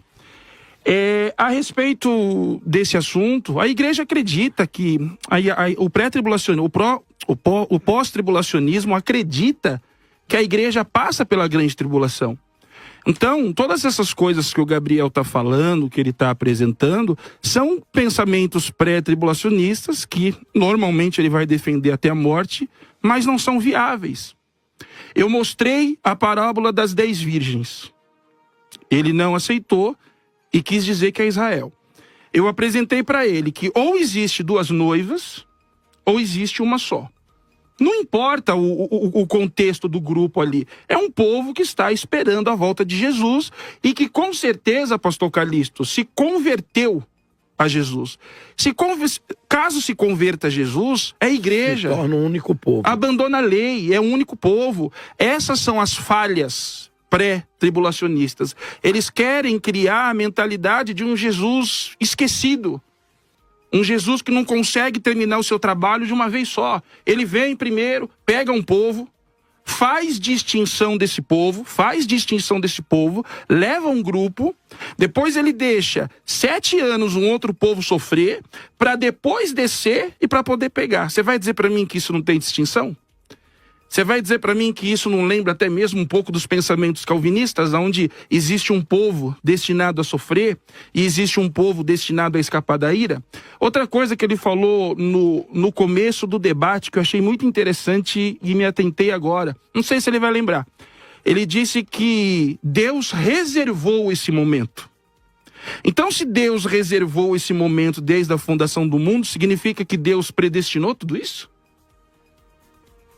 Significa que foi predestinado por Deus que tudo isso acontecesse, que primeiro ele viesse, salvasse um grupo, e depois o outro grupo ele deixa 7 anos para depois poder pegar de novo? É um pouco esquisito. Então, dentro da linha... Vai colar, colega. Dentro da linha, é minha vez, mas agiu como um. Então, você tá puxando pra soterologia mas agora, agiu tem nada a ver uma coisa... Não. Agiu como um. Aqui, ó. Olha o que ele disse. Não desvia do assunto, voltem. Não foge da pergunta, aqui, volta pro assunto. Voltem o vídeo e logo no começo vocês verão. Reservado não Deus é determinado. Reservou. Você não sabe o que é presciência? Entendeu? Deus Você não sabe o que é presciência no arminianismo? Entendeu? Vou ter que te ensinar arminianismo também. Coitado. Deus reservou. Então, sendo assim... A linha que nós defendemos é exatamente que a igreja passa. Eu estou esperando até agora um único versículo, embora eu respondi todas as perguntas dele, é só assistir o vídeo, entendeu? É só assistir o vídeo. Se ele não gostou, se foi amargo demais, aí é problema dele, mas eu respondi, entendeu? Se ele não gostou, tudo bem, direito dele, estamos em um país democrático. Você confessou que não respondeu na sua fala. Até agora, eu estou esperando um versículo consistente, sóbrio, aonde está escrito sem dúvidas que a igreja será retirada e não passará pela tribulação. E o nosso querido colega não deu. Olha só, estamos voltando aqui para o debate. Eu até preciso intermediar um pouquinho essa questão aqui do seguinte: se houvesse esse texto tão claramente, não existiria o pós-tribulacionismo. Se houvesse algo tão claramente que provasse o pós-tribulacionismo, não haveria o pré-tribulacionismo. A grande verdade que eu consigo ver aqui, talvez seja muito simplista a minha fala, e talvez falte até um pouco de conhecimento nela, mas é que a gente consegue ver base para os dois pensamentos. Talvez uns melhor estruturado, ou até com mais ênfase bíblica, e outros talvez não, mas eu acredito que não é à toa, nós já estamos aí há milhares de anos discutindo sobre isso e não chegamos a uma conclusão a não ser aquela que essa é bíblica. Jesus voltará. Jesus vem. Se ele vem antes, se ele vem depois, se ele vem no meio, eu não sei. Eu sei que ele vem. Essa é a doutrina bíblica. Agora, a formulação teológica, eu não sei, mas eu queria fazer uma pergunta ao querido pastor Gabriel, se o senhor me... Ele vem. Essa é a doutrina. A uma conclusão a não ser aquela que essa é bíblica.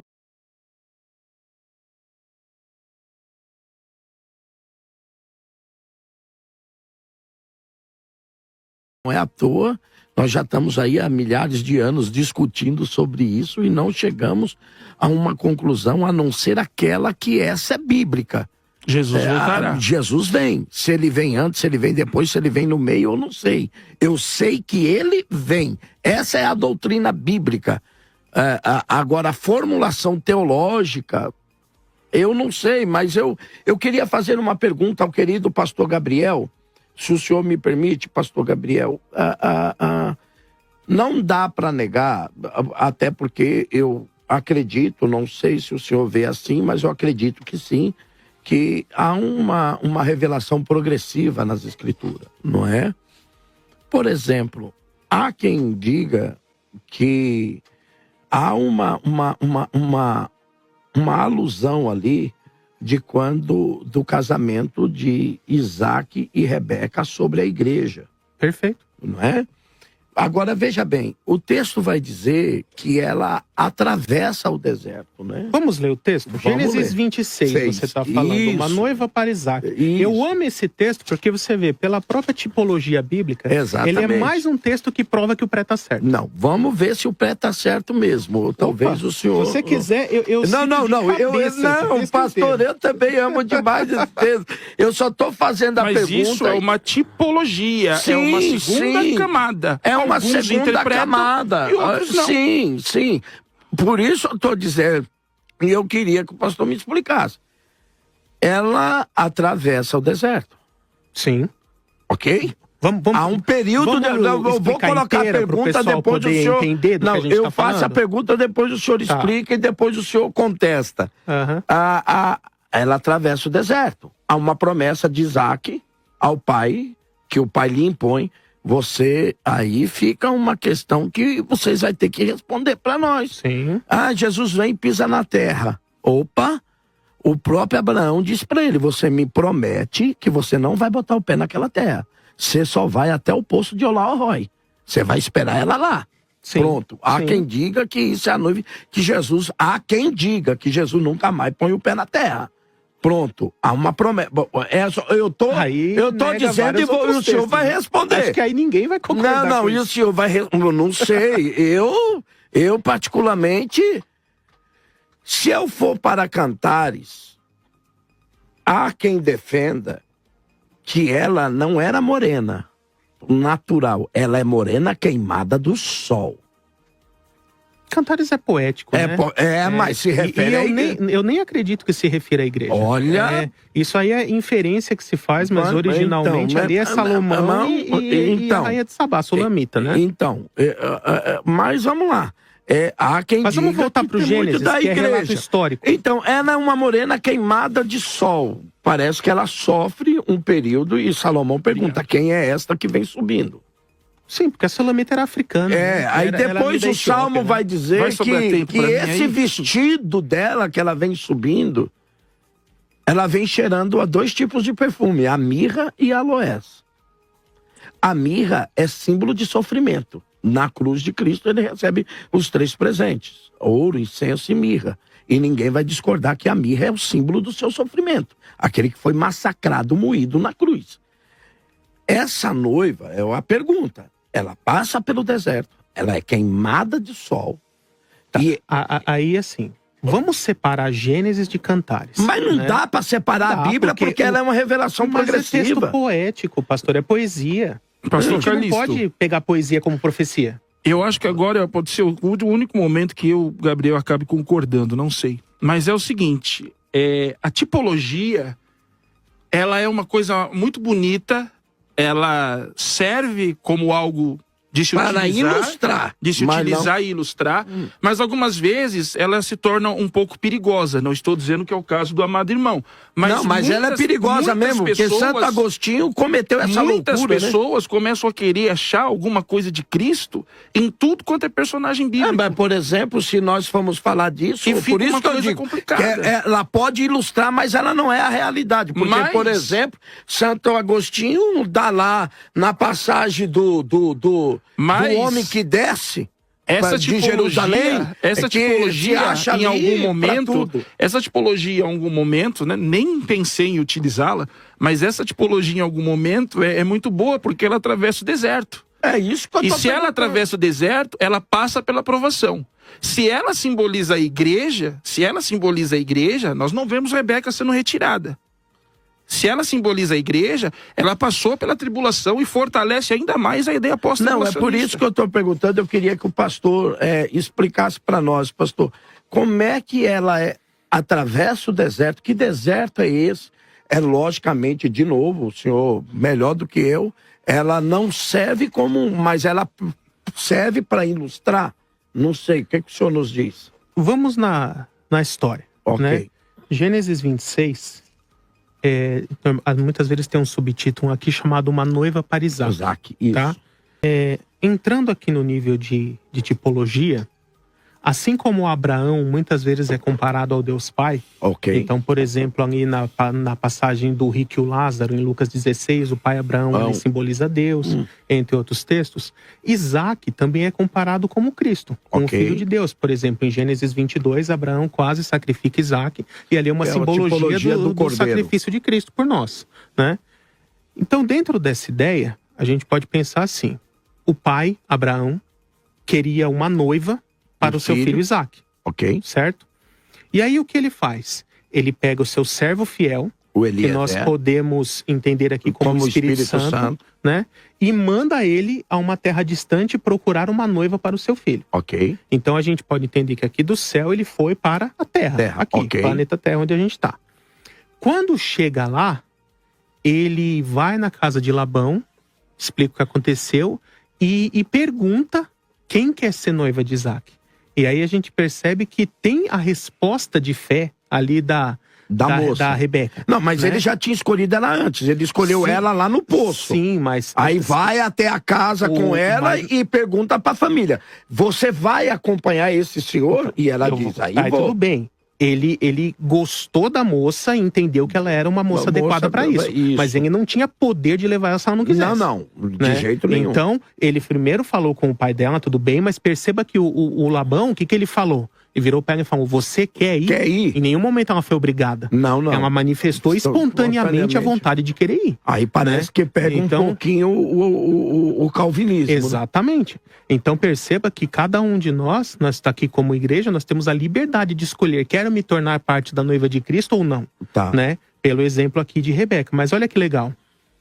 Ela falou assim: me dê mais alguns dias para eu me aprontar. Então, nos dias de hoje, a noiva está se aprontando. Está se preparando para se encontrar com o noivo. Quando ela ficou pronta, o que aconteceu? O servo fiel, que representa o Espírito Santo aqui, pega ela e começa a levar de volta em direção à casa do pai. Então, não é ela que foi por conta própria. O servo fiel pegou ela e começou a fazer o caminho de volta. Quem conhecia o caminho era o servo fiel. Ele que guiava, ele que levava. Isso aqui é um simbolismo do arrebatamento da igreja. O servo fiel, que é o Espírito Santo, vai pegar a igreja aqui, conduzir aos ares para o encontro com o Senhor nos ares. E olha o que acontece. O texto diz que Isaac, lá da casa do pai, vendo ao longe o servo fiel com a sua noiva, com a Rebeca, ele vai ao encontro dela. E aí vai ao encontro dela, o que ele faz? Deixa eu fazer uma pergunta. Mas deixa eu concluir, esse Paulo. vendo ao longe aí, ele não vê ela da casa do pai. Ele pede, ele tem um desejo de encontrar, pede, e ele vai ao poço de Olá-Roy, não é isso? Sim. E de lá do poço é que ele vê ela ao longe. E aí ela também o vê. E ela pergunta, quem é aquele varão lá? Mas porque ele já sabia que ela já estava voltando, já estava a caminho, né? Então, mas a ideia aqui é o seguinte, ele não ficou parado lá na casa do pai esperando. Não, ele né? veio. Ele saiu e foi pro meio do caminho se encontrar com ela. Okay. Né? E isso é uma simbologia perfeita do arrebatamento. O Senhor Jesus desce dos céus, nos ares, encontra com a igreja que foi conduzida pelo Espírito Santo. Eu pergunto para você, quando eles se encontram, para onde eles vão? Eles voltam para a casa de Labão ou eles vão para a casa do pai Abraão? Não, primeiro ele vai para a tenda com ela. Sim, mas que fica na região da casa do pai, dentro da propriedade de Abraão. Se eu entendi tudo isso aí... Então, mas a pergunta que Eliezer é o seguinte... Eliezer, no caso, foi que pegou a moça e atravessou com ela do deserto. Atravessou. Mas isso é simbologia. É simbologia. O Espírito Santo é quem vai conduzir a igreja. É ele que cuida, aí se quem é pentecostal, ele põe sobre ela um monte de presente, não é? Prepara ela para essa viagem. Mas a pergunta é, ela passa o deserto com ele, com o Eliezer? É o caminho para a casa do pai. Sim, mas é a grande tribulação. Não simboliza a vocês a grande tribulação? É só o caminho ali, tudo era deserto, era uma região árida. Então, mas quando a Bíblia fala de deserto, de travessia, que ela é queimada do sol, o sol não danifica ela, pastor, mas tem uma ação sobre mas ela. O senhor está se confundindo. Queimada do sol é Cantares. Gênesis não fala nada de queimada do sol. Ok, pastor. Mas qualquer um que atravessa o deserto é queimado do sol. O texto não fala, mas alude.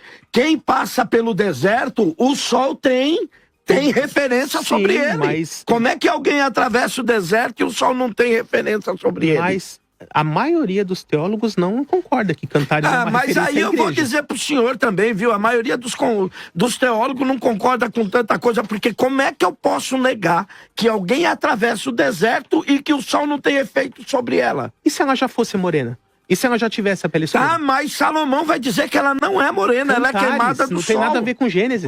Opa, mas peraí. Essa não é a ideia de todo teólogo. Há teólogo que defende sim. Só tô botando aqui pra vocês pensar. Cantares é realmente Salomão escreve por causa da sua mulher lá, a Sulamita. A sua amada, tal. Ele escreve pra ela. Lógico, ninguém discute isso. Mas não há uma aplicação disso, porque então, pra que serve pra igreja um cara escrever sobre a mulher dele? Eu vou pra igreja pra falar da minha mulher ou pra falar da noiva de Cristo? Porque ele é um livro inspirado. Você quer que eu diga o eu que eu penso que o senhor explique. Pra que serve Cantares? Só pra ensinar eu tratar minha mulher?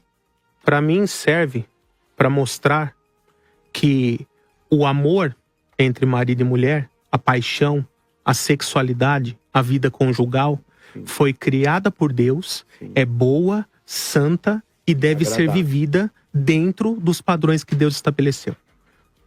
Para mim, o principal objetivo de Deus ter permitido que Cantares fizesse parte do cânon é isso. Além, lógico, de ser uma bela poesia, de ter todas essas questões. Mas serve como uma aplicação prática para nós não esquecermos essa parte de uma sexualidade santa e saudável que o marido e a mulher devem viver dentro do casamento. Okay. Né? Eu acho que ficar fazendo alusões alegóricas em cima desse texto acaba sendo resultado de pessoas que talvez têm vergonha ou acham incorreto dizer que a Bíblia tem um livro para tratar sobre a sexualidade humana. Né? Porque existe um puritanismo exacerbado em muitos meios. Eu acredito que isso sirva mesmo. Então, eu acredito que o propósito principal é esse.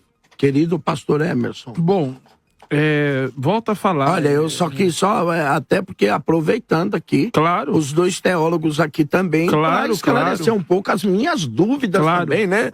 Que talvez seja a dúvida de tantos. Esse conceito de atravessar deserto, por deserto simbolizar provação, tribulação, ele acontece em toda a Bíblia Sagrada.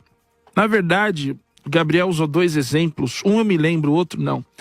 Ele falou sobre Ló, que Ló ele foi retirado da destruição de Sodoma e Gomorra, e isso seria, por exemplo, um exemplo daquilo que o pré-tribulacionismo foi Enoque, defende. O outro foi Noé no dilúvio. Noé no que dia nós do precisamos dilúvio. entender? Nós precisamos entender que Sodoma e Gomorra ela foi queimada.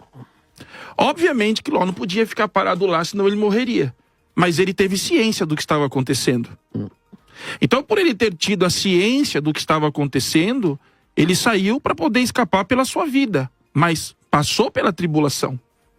Ele foi retirado pelos anjos, ele não saiu por conta própria. Os anjos tiraram ele. Não tem problema. Mas, como bom arminiano que é, acho que acredita que ele decidiu seguir. Então ele saiu. Inclusive, o próprio texto diz ali, os anjos o arrebataram da cidade. Perfeito, mas ele mas aí, viu... então você virou calvinista mesmo. Exatamente. Não, porque aqui não está falando de salvação. Bom, agora deixa eu terminar. Então vamos lá, tem esse exemplo. Noé. Por mais que Noé estava dentro da arca, é importante entendermos que o processo de Noé, do início ao fim, dura 1 ano e 10 dias. Segundo Russell Norman Champlin, na sua obra de Antigo Testamento, interpretado versículo por versículo. A aprovação de Noé dura 1 ano e 10 dias. Noé enfrentou o dilúvio. A única coisa é que ele foi guardado. Não daria para ele enfrentar o dilúvio nadando, mas ele passou pelo dilúvio. Passou pelo dilúvio, passou pela aprovação, porque ele foi obediente e ele foi fiel. Ele teria sido retirado do dilúvio se Deus tivesse preparado algum lugar para ele ficar, dizendo, aqui não vai chover. Aí poderíamos dizer que ele foi retirado, mas ele viu o dilúvio, ele atravessou o dilúvio e sobreviveu porque Deus assim o quis e era um homem justo. Não dá para negar que ele passou. E era um homem dilúvio, justo. né? Então, a grande diferença que acontece aqui é que todos os textos bíblicos apresentados apresentam que o povo de Deus, vamos esquecer agora judeus e gentios, o povo de Deus, ele atravessa a tribulação e Deus o salva no meio da tribulação.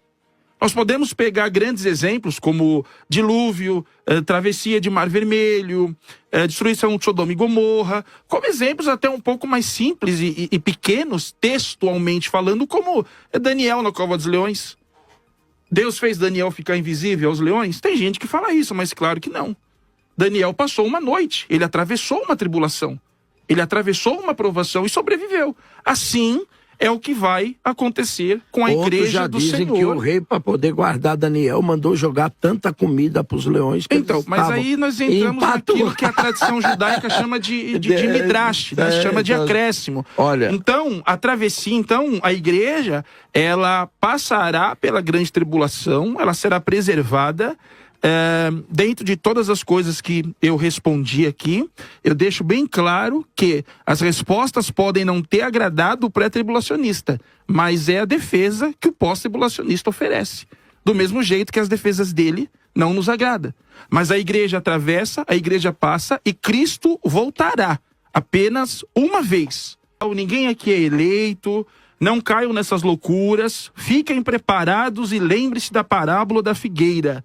Exortação e vigilância é o que a igreja mundial precisa para esperar o retorno de Jesus. Olha só, gente, estamos chegando aí, mas ainda temos algo aqui para tratar com você aqui na 102.9 FM. Você não pode deixar de acompanhar a rádio pela @maisfm 102.9, tanto no Instagram quanto no YouTube. Você pode acompanhar a rádio, querido pastor Gabriel. Olha, eu não gostaria de insistir nisso, até para não se tornar um cara ou parcial ou chato com o senhor. Mas parece-me também que sempre que há deserto na Bíblia, ainda que figurativamente, tem um significado, até porque Jesus foi levado ao deserto para ser tentado. Eu estava olhando aqui Gênesis 24, sim, senhor. Né, e no caso específico de Rebeca, não tem essa menção explícita de que voltaram pelo deserto. Tá? Isso é uma referência só de Cantares. Mas só que aí é uma referência geográfica. Só é olhar geograficamente Sim. que há um deserto entre eles. E o próprio Gabriel De falou que tradução. só tinha região deserto. é árida, né? É Toda uma região árida. Mas o que eu quero dizer assim é que não houve ênfase do autor nisso, né? Sim, corretamente. O autor não especifica a palavra deserto aí, a palavra com o senhor, para o senhor discorrer aquilo que o senhor achar por melhor. Tá. Então, assim, apenas recapitulando aqui um resumo do que foi tratado hoje, né? Foi questionado quais seriam os textos para defender o pré. Eu fui acusado de não ter respondido nenhum, mas eu respondi 1 Tessalonicenses capítulo 1, o Senhor nos livra da ira. 1 Tessalonicenses capítulo 5, não fomos destinados à ira. Apocalipse 3:10, o Senhor nos livra desse período de provação que é para vir sobre todo mundo, para pôr a prova os que habitam na terra, entre outros. Citei sobre Atos 15, a própria fala de Tiago, apoiada por Pedro, falando da distinção entre Israel e igreja, de que no plano atual Deus está tratando com a igreja e que após a conclusão disso voltará a tratar com Israel, né? Foi acusado de Deus fazer acepção de pessoas, de deixar pessoas sofrerem a tribulação, mas quem vai ficar sofrendo a tribulação são os judeus que não creem em Cristo. O objetivo de Deus em permitir que eles participem da tribulação é justamente para que eles sejam quebrantados e convertidos, coisa totalmente desnecessária com a igreja, porque já são convertidos. Também foi questionado aqui os julgamentos pós-vinda do Senhor Jesus, ali em Mateus 25, com paralelos em Ezequiel 20, Malaquias 3, Joel, que infelizmente não foi respondido. Também foi questionado a respeito da doutrina da iminência, né? Eu acho interessante, por exemplo, citar a parábola da figueira, que é uma parábola que fala justamente da doutrina da iminência e depois nega a iminência na hora de questionar como ela se cumpre no pós, né? Também sobre as próprias falas do Senhor Jesus, onde eu expliquei que em João 14, Jesus diz que vem, pega a sua igreja e leva para o céu. E em Mateus 24, Jesus diz que vem, pisa os seus pés nessa terra e fica aqui para julgar o mundo e estabelecer o reino. E eu solicitei que fosse explicado como cumprir tudo isso em uma única manifestação e também não foi respondido. Tá? Então, doutrina da iminência não foi respondido, juízo pós-vinda não foi respondido, como explicar e conciliar João 14 e Mateus 24 em uma única manifestação também não foi respondido, tá? E sobre a questão do livro, eu vou deixar ali nos comentários, assim que o vídeo aqui sair, o livro Dispensacionalismo antes de Darby, onde está lá registrado vários argumentos históricos, citações de puritanos, reformadores da era medieval e de pais da igreja, falando que eles tinham sim conceitos que hoje são alinhados com o pré-tribulacionismo. Lembrando que a doutrina da igreja primitiva não é e nem nunca foi pós-tribulacionista. Eles eram intra-tribulacionistas. Eles acreditavam já estar vivendo a tribulação, entendiam que a tribulação era um período de tempo indefinido e que poderia ser cessado a qualquer momento com uma volta iminente do Senhor Jesus. Tá? Então essa ideia de que a visão da igreja primitiva é pós-tribulacionista, não. Isso é um engodo. Tá? Também sobre a sistematização do dispensacionalismo, eu confirmo que ela foi sistematizada de forma robusta e completa a partir de Darby, assim como a doutrina da Trindade também foi só de Agostinho para frente, ou dos pais capadócios, mas isso não significa que gerações anteriores não criam na Trindade. Tá? O fato de uma doutrina ser tardiamente sistematizada não significa que a igreja não cria nela antes disso. Voltamos. Tá bom, tudo bem. O importante é que sabemos que Jesus voltará e devemos estar preparados e vigilantes para essa data. E termino dizendo que eu não preciso repetir o que foi dito em 2 horas de debate, porque está gravado, todo mundo vai assistir, todo mundo vai ver. Alguns vão concordar com o Gabriel, outros concordarão comigo, outros, na verdade, vão falar que nós dois estamos errados, e assim significa o pensamento de quem estuda. Todavia, é bom deixar claro que em nenhum momento ele foi pressionado em obras patrísticas. Ele começa citando uma obra patrística, eu consulto a obra patrística, que era de São Cirilo, ele disse que não poderia mostrar porque não tinha internet, foi-lhe dado internet, mesmo assim ele não mostrou, e ele termina dizendo que vai mostrar uma obra mais nova, que ele citou o nome, mas a de São Cirilo, que foi a que ele iniciou, ele não mostrou e, sinceramente, ele não vai achar. Essa é a grande verdade. Gabriel foi um sofista moderno conosco nessa mesa, porque ele usa de argumentos elaborados, mas enganosos para vencer debates e confundir. Para com o público que ouvia o pró-lixo, alguém que fala demais com excesso de palavras e que muitas vezes pode complicar a facilidade que muitos teriam de entender, acabando deixando a situação mais difícil. A pronúncia é prolixo. Prolixo. Em determinado momento, não existe nada de pessoal contra ele, foi apenas mais um debate. Me surpreendi com algumas coisas hoje, mas foi mais um debate. E quem quiser nos encontrar, quem quiser conhecer o nosso trabalho, emersonsicarelli@gmail.com e Emerson Sicarelli no Instagram e no TikTok. Pastor Calixto, mais uma vez, muito obrigado. Deus abençoe. Valeu, mano. Você é benção de Deus. Equipe da rádio. Obrigado, pastorzão. Valeu por você ter vindo. Deus te abençoe. Querido pastor Gabriel, suas considerações finais e apresenta o seu material também de relevância para nós. Querido pastor Gabriel. Ok. Primeiramente eu quero pedir desculpas, eu cometi um equívoco aqui, tá? Eu acabei dizendo São Cirilo, mas na verdade é Efraim o Sírio, a citação, e eu acabei de encontrar ela aqui, tá? Em seu texto ele diz assim: a igreja será tirada, os bons serão removidos a fim de evitar a perseguição. Outra citação aqui de Efraim diz: pois os eleitos de Deus serão reunidos antes da tribulação que está para vir, e serão levados ao Senhor para que não vejam a confusão que há de vir sobre o mundo. Tá? Então, Efraim o Sírio viveu no século IV, tá? Faz parte da patrística, e você pode encontrar aí na internet, em qualquer lugar, essa citação. Perdão por ter confundido o integrante da patrística. Muito obrigado. Eu me referia a Efraim o Sírio, tá? Okay. Também aqui eu poderia citar citações do Didaquê e de Clemente sobre que apoiam a doutrina da eminência, que só se cumpre no pré, mas vou deixar para fazer isso nos comentários do vídeo para não tomar muito tempo, tá? Eu gostaria de aproveitar então para poder divulgar um pouquinho o meu material, né? Eu sou autor da coleção Teologia Fácil, formada por 4 volumes.